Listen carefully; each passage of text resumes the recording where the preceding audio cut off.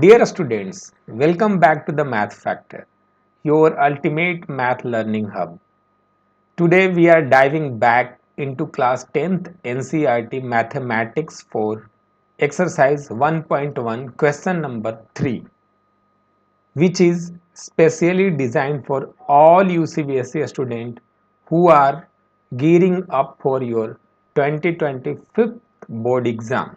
If you are looking to act those exams and boost your math skills, you have come to the right place. Stay tuned and let's make math easy and fun together. So, let's get started.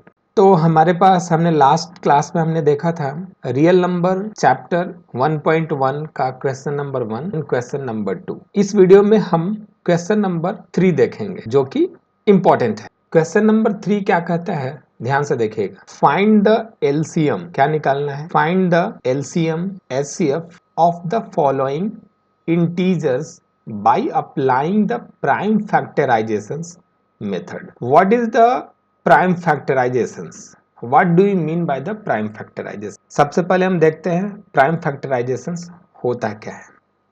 Prime factorizations is a way of expressing a number as a product of its prime fact. What it says, prime factorizations is a way, एक तरीका है जो कि number को express किया जाता है product के फॉर्म में। किस नंबर को एक्सप्रेस किया जाता है? प्राइम नंबर्स को एक्सप्रेस किया जाता है प्रोडक्ट के फॉर्म में। तो सबसे पहले हम जानते हैं कि प्राइम नंबर होता क्या है।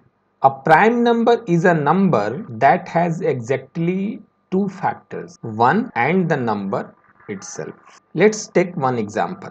हमने कंसिडर किया एक example 30. We know that 30 can be written as 5 into 6. But 6 is not a prime number. 6 is not a prime number because as per the definitions of prime number is a number that has exactly two factors. prime number के दो ही factors हो सकते हैं। कौन कौन सा? एक 1 and the number itself, वो खुद वाला नंबर। जैसे हम अगर 5, whether it is prime number or not, yes it is prime number. How? Because 5 can be factorized by only two number, 1 and 5. That's why we called it is a prime number. But 6 is not a prime number. If we try to divide further 6, we can write 2 into 3. That means 2 into 3 equal to 6. That's why we called it is not a prime number. Prime factor of 30 is, prime factor of 30 will be 5 into 3 into 2, where all the factor are prime number. Prime factorizations of 30 is 5, 3 into 2. All these three numbers are prime. तो हमने देखा कि prime factor होता क्या है। किसी भी number को इस तरीके से फैक्टर करते हैं कि वो सारा नंबर प्राइम के फॉर्म में है, यानी कि the process of that means what we can say here, prime factorisations is the process of writing a number as the product of prime. Now, or prime numbers. Now, for example,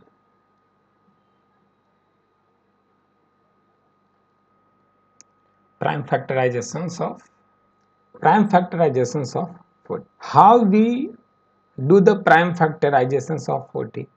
First of all, divide the number by the smallest prime number. What is the smallest prime number? 2. Divide 20. We get, again we can check whether 20 is divisible by 2 or not. Yes, we can say yes, it is divisible by, again it is divisible by Now 5 is not divisible by 5 is not divisible by, so we can directly apply 5. Now how we can write here? 2 into 2 into 2 into, this is the, therefore prime factor of 40 is 2 into 2 into 2 into 5. Now let's try another number. First we will divide the number by the smallest prime number. In this way, smallest prime number should divide the number completely. A smallest prime number is 2, so 60 will completely divisible by, again divide the number by the next prime number, that is, if it is not divisible by 2, then we can choose another prime number, but now 30 can be divided by, so what will be there? Now 15 not divisible by 2, so we can try it with the next prime number 3. Now finally multiply the all prime numbers. Let's see, 2 into 2, 3 into, the prime factor of 60 will be the prime factors of 60 is 2 square, because 2 is 2 times 3. तो मैं समझ सकता हूं कि आप लोग prime factorisation समझ गए कि कैसे हम प्राइम फैक्टराइजेशन करते हैं। अंडरस्टूड? तो चलते हैं क्वेश्चन की तरफ। एक्चुअल क्वेश्चंस क्या है, हम क्वेश्चन सॉल्व करते हैं। देखते हैं फर्स्ट क्वेश्चन, थर्ड का फर्स्ट क्वेश्चन क्या बोलता है? थर्ड का फर्स्ट क्वेश्चन है 12, 15 एंड 21, राइट? क्वेश्चन क्या बोलता है? Find the LCM and HCF of the following integers by applying the prime factorization method. हमें अभी क्या करना है? प्राइम फैक्टराइजेशन मेथड से एलसीएम और एचसीएफ निकालना है। तो हमारे पास क्या है? फर्स्ट में 12 है और ये 15 है और नेक्स्ट 21। तो फर्स्ट ऑफ ऑल हम प्राइम फैक्टर निकालते हैं। 2 2, तो यहाँ पे मैं क्या लिखूंगा? 2 इंटू 2 इंटू 3। सिमिलरली मैं 15 का निकालता हूँ। 15 का क्या हो जाएगा? 15 का 3 और 5, 3 इंटू 5। सिमिलरली हम 21 का निकालेंगे, 3 इंटू 7, राइट? तो ये क्या हो जाएगा? 3 इंटू 7। अभी हम चलते हैं एलसीएम के पास। किसका एलसीएम निकालना है? 12, 15 एंड 21 का, राइट? तो अभी हम इस 3 नंबर में 12, 15 और 21 में कॉमन देखेंगे कि कॉमन मेरा क्या है। ओके, तो फर्स्ट ऑफ ऑल हमारा 3 कॉमन मिल जा रहा है, राइट? 3 कॉमन तीनों नंबर में अवेलेबल है। तो हम इस 3 टाइम्स 3 के जगह पर हम क्या लिखेंगे? 1 टाइम्स 3। तो हमारा एलसीएम क्या हो जाएगा? फर्स्ट ऑफ ऑल 2, सेकेंड 2, इस 3 के लिए मैं क्या लिखूंगा? 1 टाइम्स 3, फिर क्या हो जाएगा मेरा? 5 इंटू 7। अंडरस्टूड? तो अगर हम प्रोडक्ट करते हैं इसका तो क्या हो जाएगा? 12, 2 2 ज़ा 4, 12 फिर 60 और ये हो जाएगा 420। 420 क्या हो जाएगा? एलसीएम। नाउ एचसीएफ देखते हैं। एचसीएफ किसका निकालना है अपने? 12, 15 एंड 21 का, राइट? तो इसमें हाईएस्ट कॉमन फैक्टर क्या है? जो तीनों नंबर में अवेलेबल है, यानी कि 3 अवेलेबल है, यहाँ भी 3 है, यहाँ भी 3 है, यहाँ भी 3 है। तो एचसीएफ क्या हो जाएगा? 3 विल बी द। चलते हैं सेकंड क्वेश्चन के पास। सेकंड क्वेश्चन क्या बोलता है? सेकंड क्वेश्चन में है 17, 23 एंड 29। हमें क्या निकालना है? प्राइम फैक्टराइजेशन मेथड से एचसीएफ एंड एलसीएम निकालना है। तो सबसे पहले हम क्या निकालेंगे? Prime factor of the given number. Prime factor of the given numbers. First हम क्या निकालेंगे? 17 का, उसके बाद 23 का, उसके बाद 29 का, राइट। तो 17 का प्राइम फैक्टर क्या हो जाएगा? 17 इंटू 1, राइट। 23 का क्या हो जाएगा? 23 इंटू 1। 29 का क्या हो जाएगा? 1। तो अभी हम एलसीएम देखेंगे। एलसीएम 17, 23 एंड 29 का। यहाँ पे कोई भी नंबर कॉमन नहीं है, तो हम डायरेक्टली क्या लिखेंगे? 17 इंटू 23 इंटू 29। तो अगर जब आप मल्टीप्लिकेशंस करेंगे तो आप क्या आ जाएगा? आपकी वैल्यू 1133। चलते हैं एचसीएफ निकालते हैं। एचसीएफ क्या हो जाएगा? यहाँ पे तीनों में क्या कॉमन है? 1, राइट। तीनों में क्या कॉमन है? 1। तो हम क्या बोलेंगे? 1 मेरा क्या हो जाएगा? एचसीएफ हो जाएगा। ये तीनों में क्या कॉमन है? कोई कुछ कॉमन नहीं है, बट 1 कॉमन है, इसलिए हमने एचसीएफ क्या लिखा। थर्ड क्वेश्चन देखते हैं। 8, 9, 25। थर्ड क्वेश्चन क्या है? 8, 9। अभी हमें क्या निकालना है? प्राइम फैक्टराइजेशन मेथड से एचसीएफ एंड एलसीएम निकालना है। तो सबसे पहले हम क्या लिखेंगे? Prime factor of the given numbers. तो हमारा क्या हो जाएगा? 8। पहले हम ऐसे लिख लेंगे। 8 का क्या हो सकता है प्राइम फैक्टर? 2 into 2 into 2। 9 का 3 इंटू 3। 5 का 5 इंटू 5। तो हमें क्या निकालना है? पहले एचसीएफ निकालना है, राइट। सॉरी, एलसीएम निकालना है। LCM of 8, 9, 25, right. कोई भी नंबर मैच नहीं कर रहा है, तीनों में वैसा कोई नंबर नहीं है इस प्राइम फैक्टर में जो तीनों में अवेलेबल है। तो हम क्या लिखेंगे?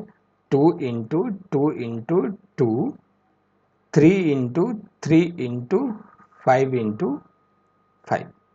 तो जब हम प्रोडक्ट करते हैं तो 2 2 ज़ा 4, 4 8, 8 24, 24 60 और 12 72, 72 और 25 इज 118 है। जब हम एचसीएफ देखते हैं तो एचसीएफ क्या हो जाएगा? 8, 9, 25 का। 8, 9, 25 का एचसीएफ क्या हो जाएगा? यहाँ पे कोई नंबर कॉमन नहीं है, तो हमारा क्या हो जाएगा? HCF will be 1। Fourth question देखते हैं। फोर्थ क्वेश्चन क्या बोलता है? Given that HCF 306, 657 equal to 9, find the LCM of 306 and 657।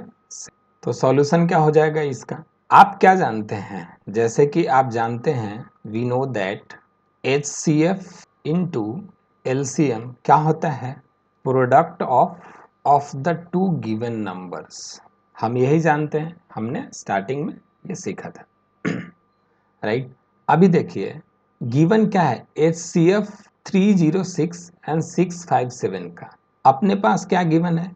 HCF 306 and 657 equal to, ये चीजें गिवन है, अंडरस्टूड। ये क्वेश्चंस में दिया गया है। तो एचसीएफ तो ऑलरेडी गिवन है, तो एचसीएफ के जगह पे मैं क्या लिखूंगा? 9। एलसीएम यहाँ पे क्या? Product of the two given numbers. तो किस नंबर को गिवन किया गया है? ये दोनों नंबर्स जो हैं 306 एंड 657, ये दोनों नंबर ही हैं जिसकी एचसीएफ 9 थी। तो ऐसे मैं लिख सकता हूँ, ठीक है। तो एलसीएम क्या हो जाएगा? आप 9 को इसके नीचे ला सकते हैं डिवाइड करने के लिए। हमने अभी 9 के टेबल से आप इसको डिवाइड कर सकते हैं। 9 3 ज़ा 27 और 9 4 ज़ा 36। तो आपका क्या आ जाएगा? 34 और 657। जब आप मल्टीप्लाई करेंगे 657 इंटू 3 इंटू 4 क्या हो जाएगा? 28, 2 और ये हो जाएगा 24, राइट। 21, 2, 15, 17, 1, 18 और 19। ये क्या हो जाएगा? 3, 1, ये हो जाएगा 2 और ये हो जाएगा। तो दैट मीन्स क्या आ जाएगा आपका answer? 22338। There hence LCM of 306 and 657 is 2233.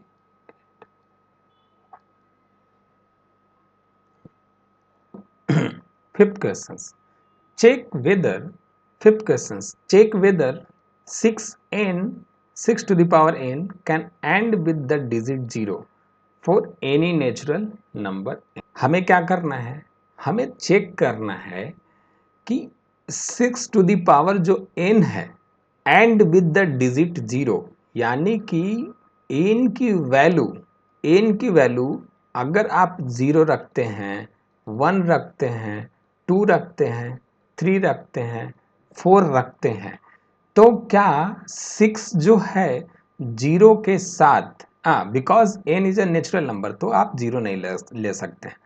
आप n की वैल्यू क्या ले सकते हैं, where n is the natural number, right, natural number. अगर n की वैल्यू आप 1 रख के देखिए, 6 टू द पावर 1 यानी कि 6 टू द पावर 2 यानी कि 6 इंटू 6 क्या हो जाएगा 36, 6 की पावर 3, 6 इंटू 6, 3 टाइम्स 6 यानी कि 36 इंटू 6, 6 छक 36, 216।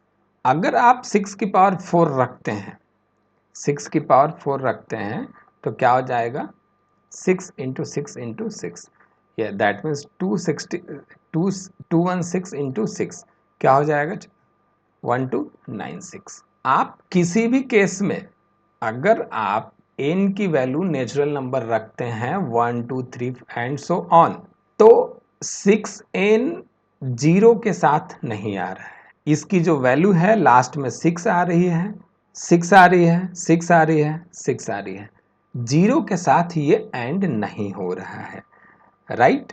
अगर ये 0 के साथ एंड होता है, if number 6 to the power n ends with the digit 0, अगर ये 0 के साथ होता, दैट मीन्स आप जैसे 6 इंटू 6, जब आपने 6 की पावर 2 रखा तो 6 इंटू 6 36 आया, राइट। अगर ये 6 के जगह पर 0 आता, अगर ऐसा होता तो ये number 6 to the power n divisible होता किससे, divisible by 5, right. But it is not ending with 0, but ऐसा नहीं हो सकता है, 30 नहीं हो सकता है, क्या वैल्यू आ सकती है, एंड में कुछ ना कुछ डिजिट आ सकता है, right.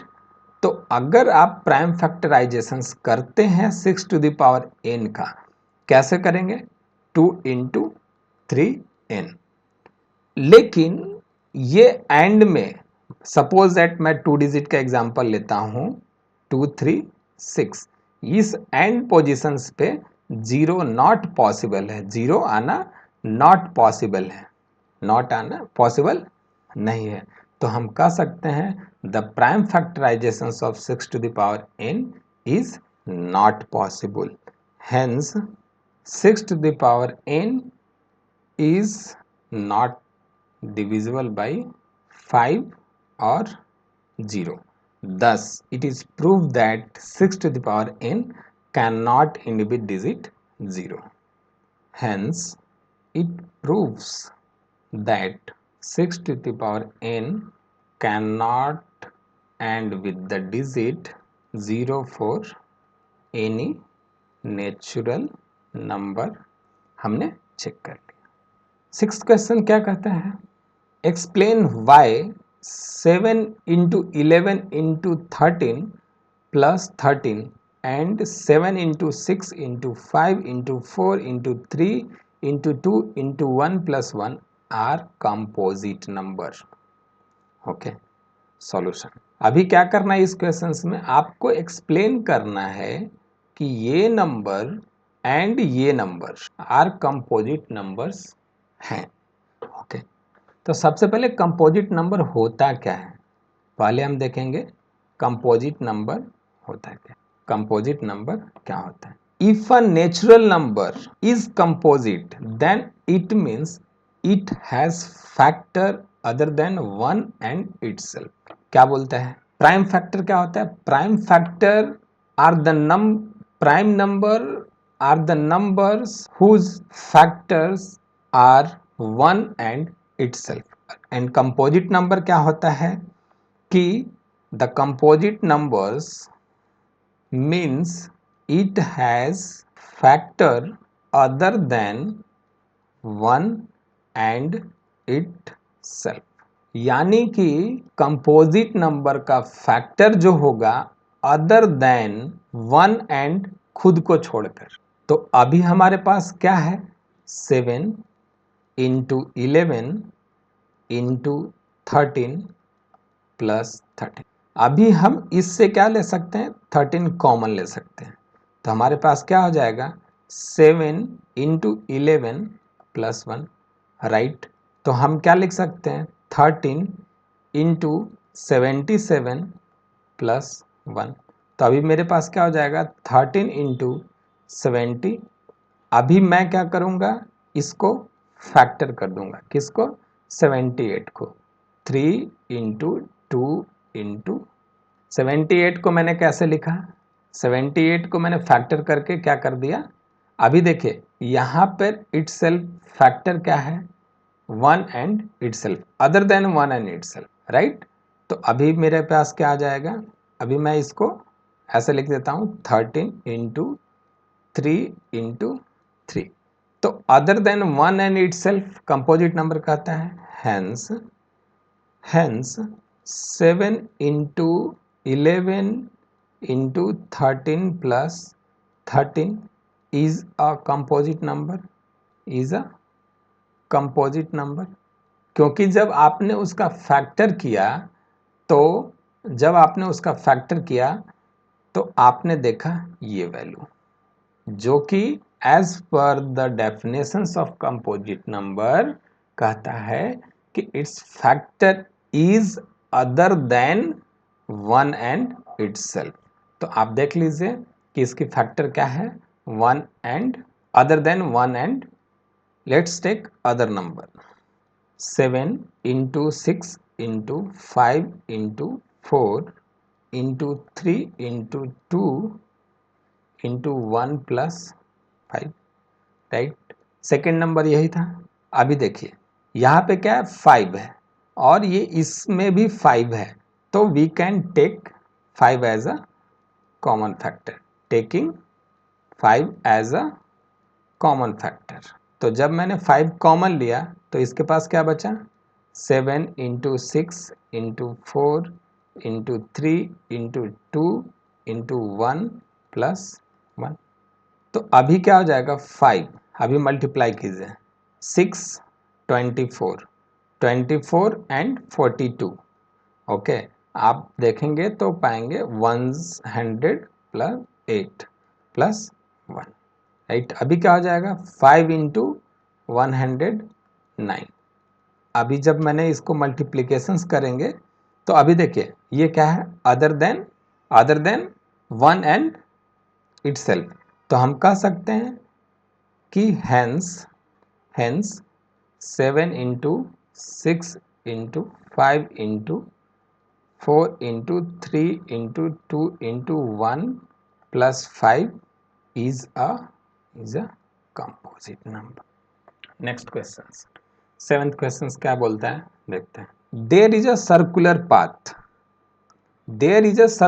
Path around a sports field. एक स्पोर्ट्स फील्ड है। There is a circular path around a sports field. मान लिया जाए आपका एक स्पोर्ट्स फील्ड है, वहां पर क्या है? सर्कुलर पाथ है। तो हम क्या बना देते हैं? एक circular. Sonia takes 18 minutes to drive 1 round. Sonia जो है 18 मिनट्स समय लेती है। 18 मिनट्स समय लेती है।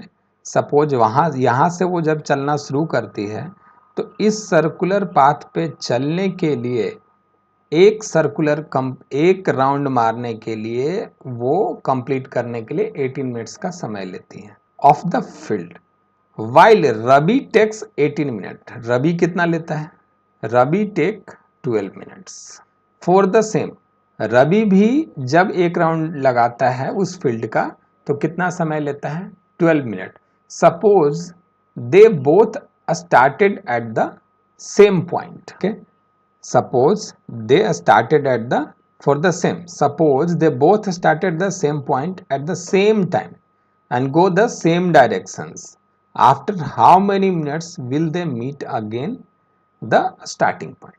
तो क्वेश्चंस, जब क्वेश्चंस क्या पूछता है कि after how many minutes will they meet again at the starting point.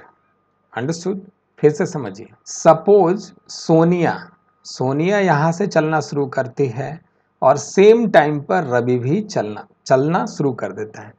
Sonia जो है एक राउंड लगाने के लिए इस फील्ड को, स्पोर्ट्स फील्ड के राउंड को 18 मिनट्स का समय लेती है एंड रवि जो है 12 मिनट्स उसी फील्ड को एक राउंड लगाने के लिए समय लेता है। तो पूछा गया है, बट दोनों सेम टाइम पे स्टार्ट किया, वो चलना राउंड लगाना जो शुरू किया था दोनों सेम टाइम पे स्टार्ट किया था लगाना। रवि भी जा रहा है और सोनिया भी जा रही है, राइट? तो आफ्टर हाउ मेनी मिनट्स, कितने समय के बाद, will they meet again at the starting point. यहां पे स्टार्टिंग पॉइंट था, यहां पे क्या था? स्टार्टिंग पॉइंट था। यहां अभी कितने मिनट्स के बाद वो दोनों दोबारा मिलेंगे? क्वेश्चन समझ गए? तो देखते हैं। Both Sonia and Ravi move in the same direction. क्या था सॉल्यूशन? क्या होगा? सोनिया एंड रवि जो है दोनों सेम पॉइंट से एक ही डायरेक्शन में मूव करना शुरू किया है at the same time. Sonia and Ravi move in the same direction and at the same time, right? अभी देखिए, अभी क्या है? अभी हमें क्या करना है? Now we have to find at what minutes they will again meet at the starting point। तो इसको स्टार्टिंग पॉइंट पर मिलने के लिए, दोबारा मिलने के लिए हम क्या निकालते हैं? LCM of 18 and 12, right? तो हम क्या करेंगे? 18 का फैक्टर निकालेंगे और 12 का फैक्टर निकालेंगे। ये क्या हो जाएगा? 2 3 इंटू 3। 12 का भी निकालेंगे, 2 इंटू 2 इंटू 3, राइट? अभी देखेंगे कॉमन क्या क्या है। कॉमन अपना क्या क्या है? ये 2, राइट, एंड ये 3 कॉमन है। अंडरस्टूड? तो एलसीएम क्या हो जाएगा? एलसीएम क्या हो जाएगा?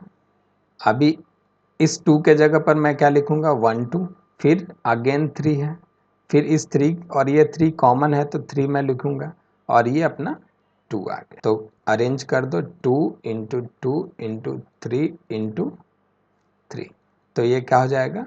36। तो 36 क्या हुआ? मिनट्स, यानी कि hence Sonia and Ravi will meet again at the starting point after 36। तो इस क्वेश्चंस के साथ चैप्टर एक्सरसाइज 1.1 खत्म होता है।